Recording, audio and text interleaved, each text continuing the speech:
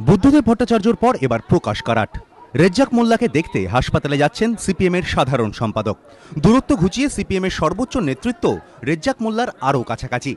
একদা দলের গলার কাটা, আজ গলার মালা। আর সেই মালাকে সযত্নে আগলে রাখতে তৎপর আলিমুদ্দিন ও কে গোপালন ভবন। রেজ্জাককে দেখতে বুদ্ধদেব ভট্টাচার্যের পর বৃহস্পতিবার হাসপাতালে যাওয়ার কথা সিপিএমের সাধারণ সম্পাদক প্রকাশ কারাটের। দুপুরের দিকে তিনি হাসপাতালে যেতে পারেন বলে সিপিএম সূত্রে খবর।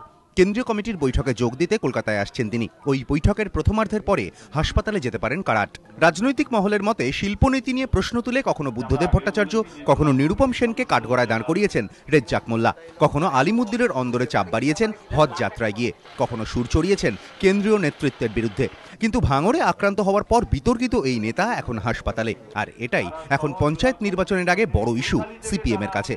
রেজ্জাক মোল্লার ওপর আক্রমণ এবং তারপর বামনঘাটায় হামলার ঘটনায় মূল অভিযুক্ত তৃণমূল নেতা আরাবুল ইসলাম। প্রকাশ্যে স্বীকার না করলেও স্বাভাবিকভাবেই অস্বস্তিতে তৃণমূল। আর এই সুযোগে তৃণমূলের ওপর চাপ বাড়াতে রেজ্জাক ইস্যুকে কোনোভাবেই হাতছাড়া করতে চায় না সিপিএম।